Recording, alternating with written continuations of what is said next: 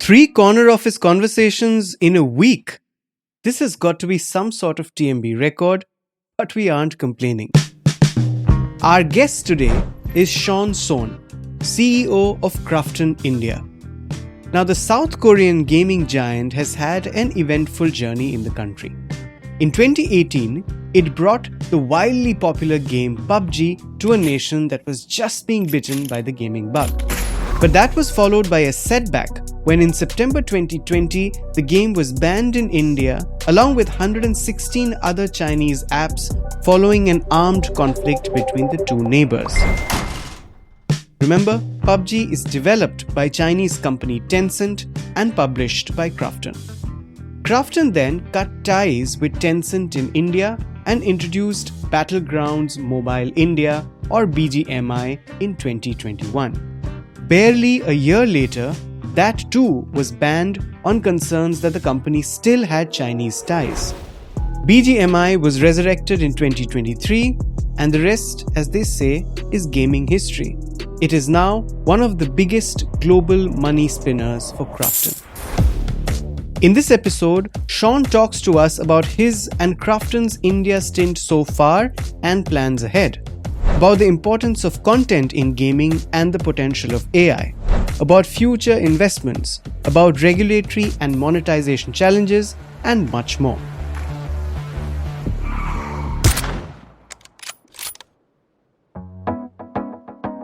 Listen on, it's Friday, the 21st of February. I'm your host Anirban Chowdhury, and this is the Morning Brief.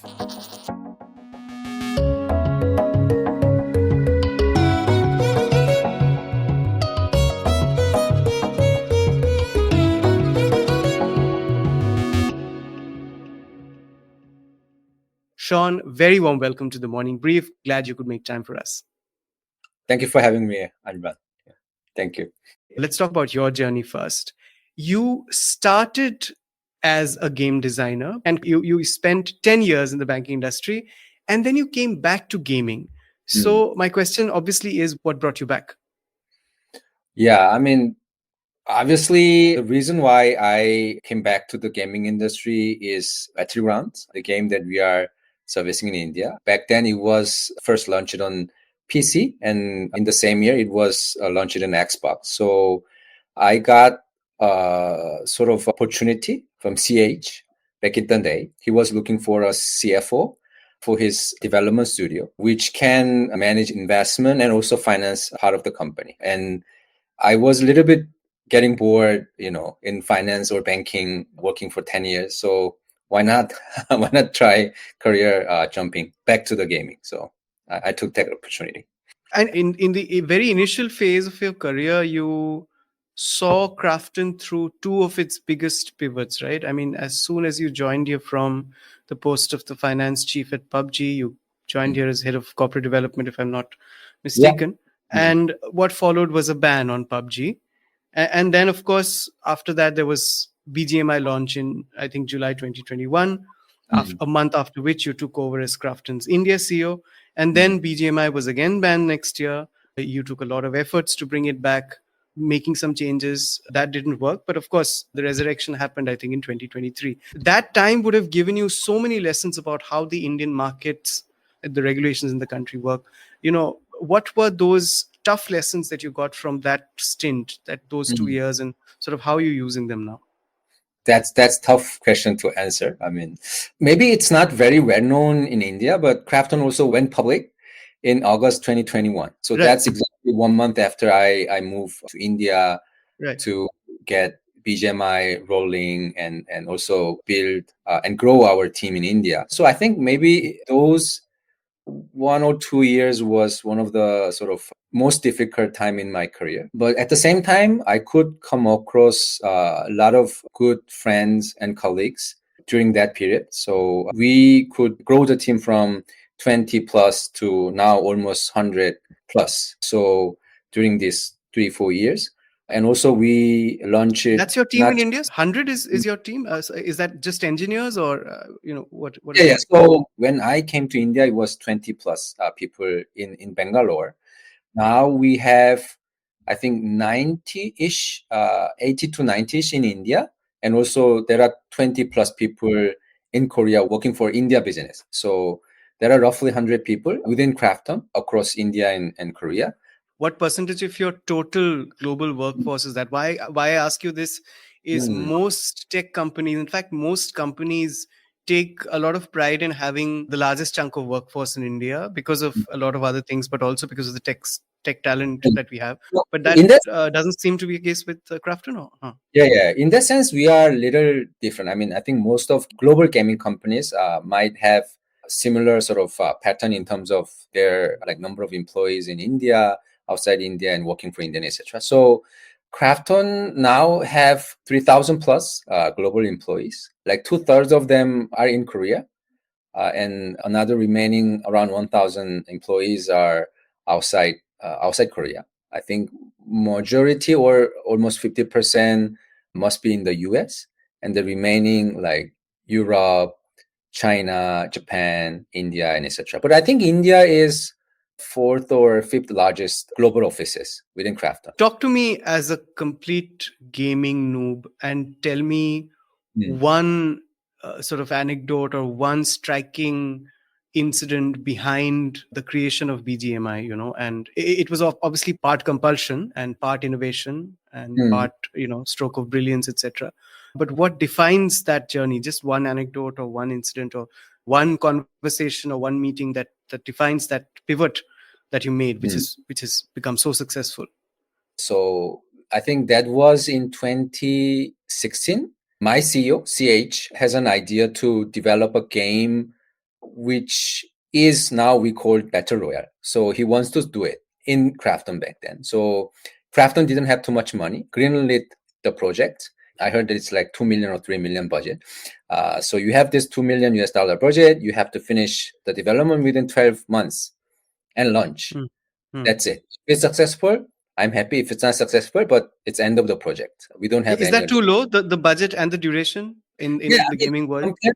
Compared to typical game projects, I mean, not by the indie developers, like small independent developers. I think as a project initiated and supported by the size of Krafton. Back then, Krafton was much smaller, but at least I think the valuation was around 300 or 400 million US dollars.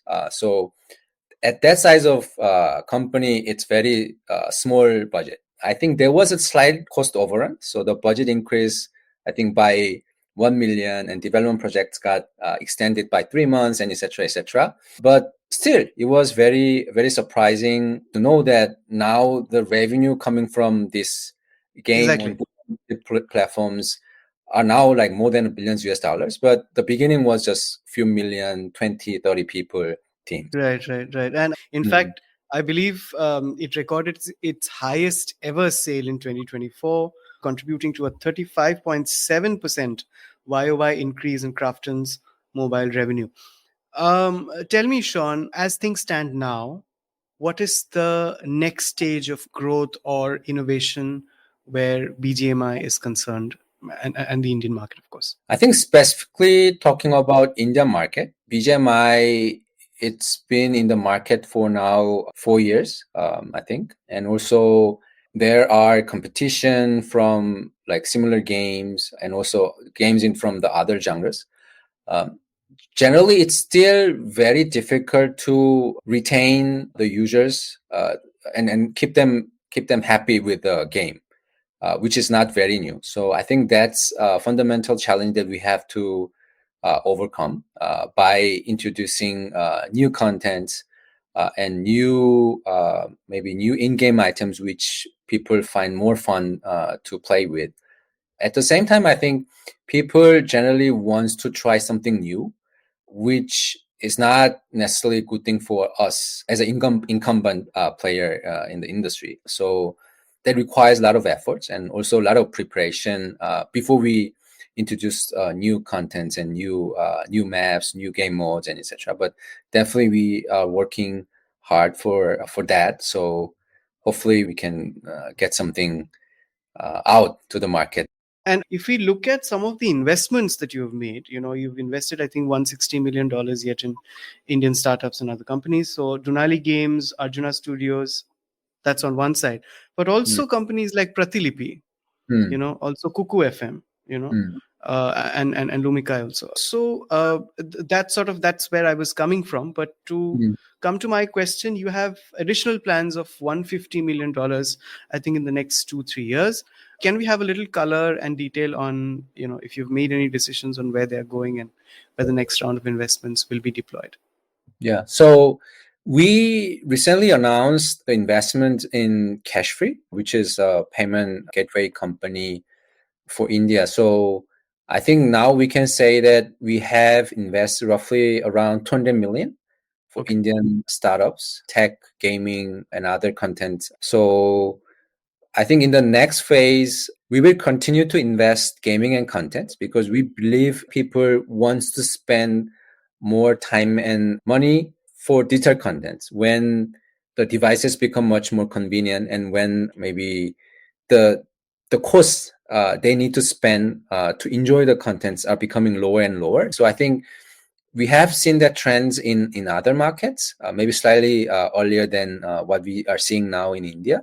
Although back then their revenue was like maybe less than 1 million in terms of annual revenues, but now they are like 10x, 20x, 30x over the last 2-3 years. So I think that has proven our thesis, and we will continue by supporting the existing company and other new players coming into the picture.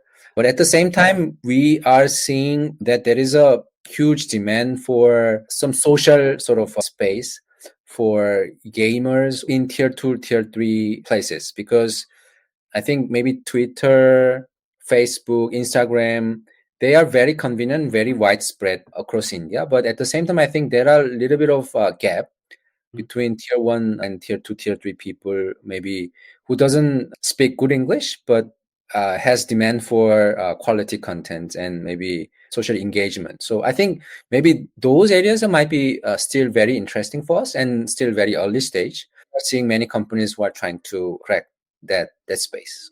Right. Before I come to the physical space, just one question let's talk about the fact that Krafton has become the anchor investor in IMM Investments First India Fund, and the other is also your incubator program. So how are we seeing these two pan out in the next 2 or 3 years? I think this is actually very different. So the first talking about our incubator program, KIGI, Krafton India Gaming Incubator, that is to support Indian developers to be able to maybe reach the next level in terms of their growth journey. So we are providing some financial support, and we also provide mentorship opportunity. We also provide them a space like in the gaming events, and also maybe we want also helping them on the some PR side. So we want to give them a right opportunity to learn from the global veteran game developers. So that's what we are doing in the incubator program. And also IMM India Fund, it's more like a typical investing in series A and B. So IMM has been very well-established financial institution in Korea, and very well-known VC and PE firm. So they wanted to start their India fund from some time back. So we decided to be their anchor investor, and also we can connect them to existing portfolio companies and also existing partners or investors. Have you started doing that?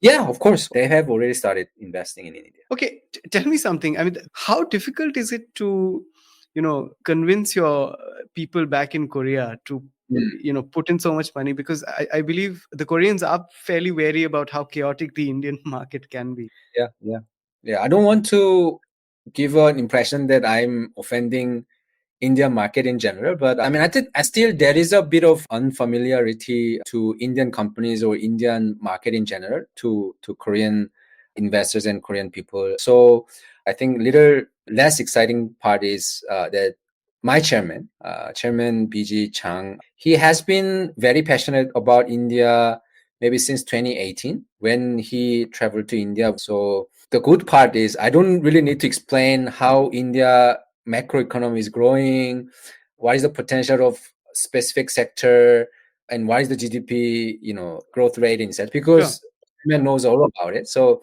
only challenge that I had is like why this specific company is better than others, why these founders are someone that we can make a long-term bet in, etc. So maybe 50% of the work for pitching has been solved even before I start pitching. So the 50% is something that I have to do, but at least I had a lot of sort of advantage compared to other Korean folks who wants to grow their business in India and working with the 8 HQ. So I was very lucky. I'm still very lucky to have that support. I want to ask you about two investments. One is through a tie-up that you have with certain states, including I think Gujarat, for game development parks, and the other is about an R&D center around gaming that you want to build. Why don't you tell me about both? I think there needs actually do both. I think skill development center or programs and also R&D programs. I think it cannot be separate because the growth or the building the talent pool in game development require some sort of apprenticeship. So you cannot learn 100% about the game development by taking a course or reading books. You have to develop the game so that you can become a better developer. So I think it should come in parallel.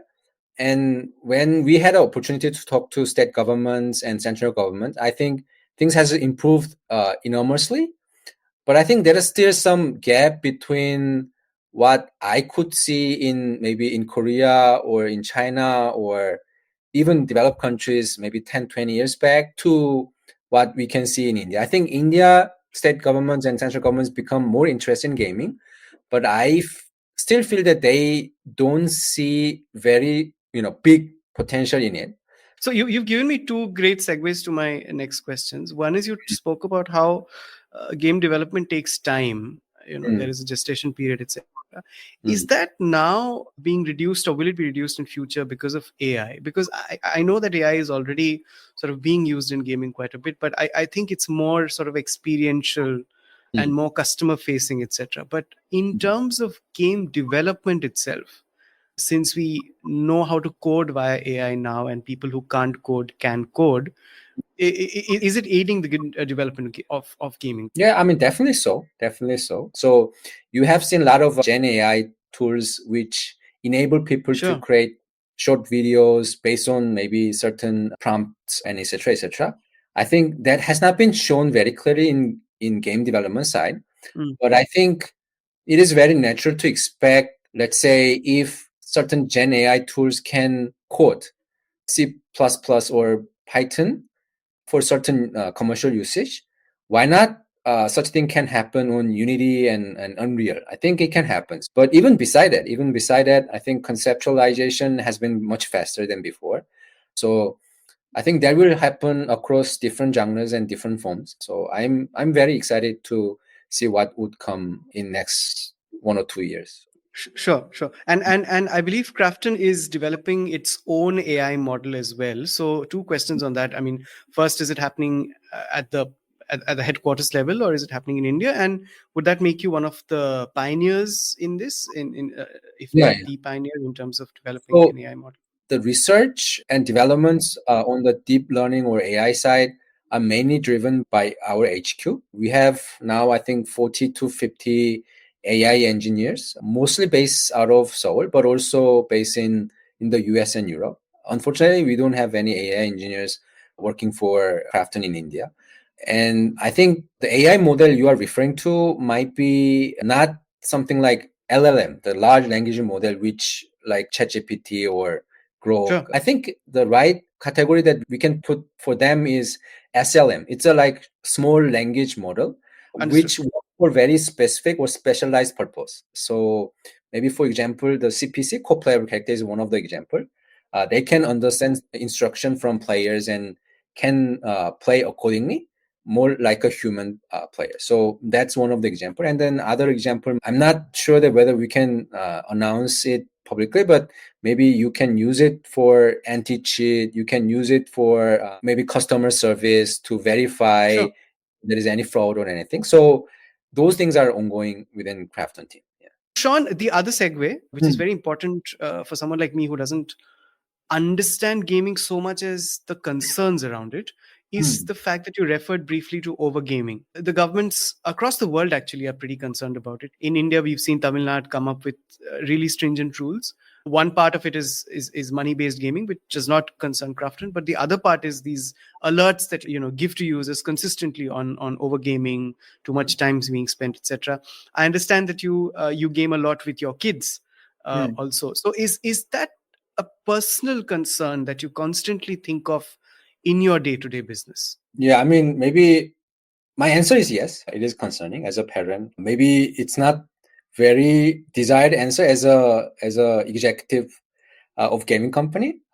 And I myself as a gamer, as long as I remember, maybe I start playing games from maybe 6 years old, 7 years old in like shopping mall arcade. And my father bought me Apple when I was grade 2 or something like that. So I've been playing games Wow, almost in that my is life. quite something.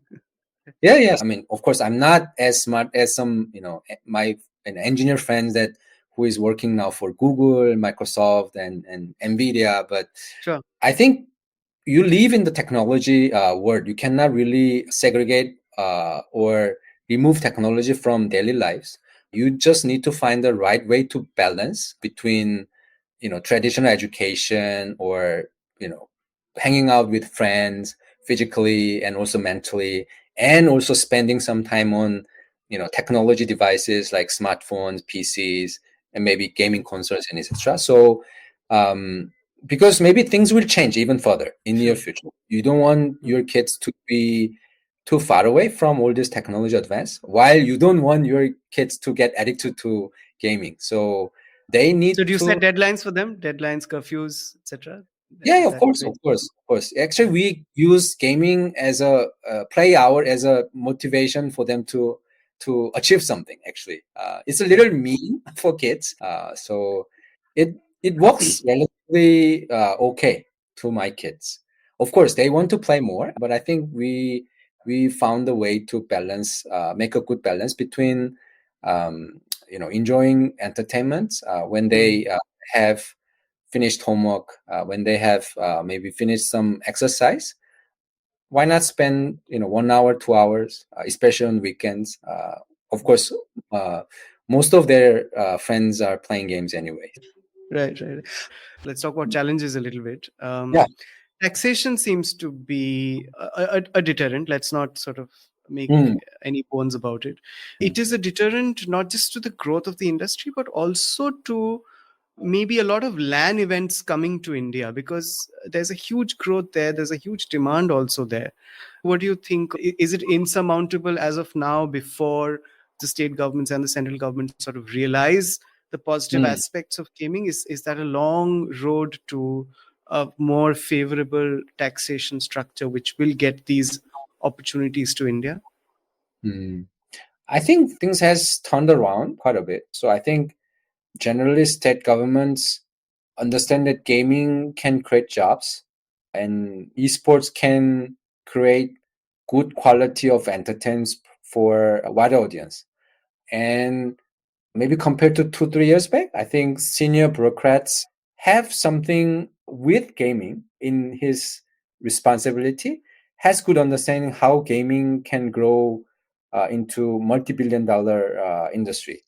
But I think, as we briefly discussed in the earlier part, if there are maybe one or two center of excellence for gaming in a few states, and if there are some graduates who finish that program and maybe find a job in industry, then we will see this cycle making, creating good results for the all stakeholders. So. Right, right. The other challenge is a wider one. It's not regulatory, but the whole Mm, thing of internet infrastructure in India.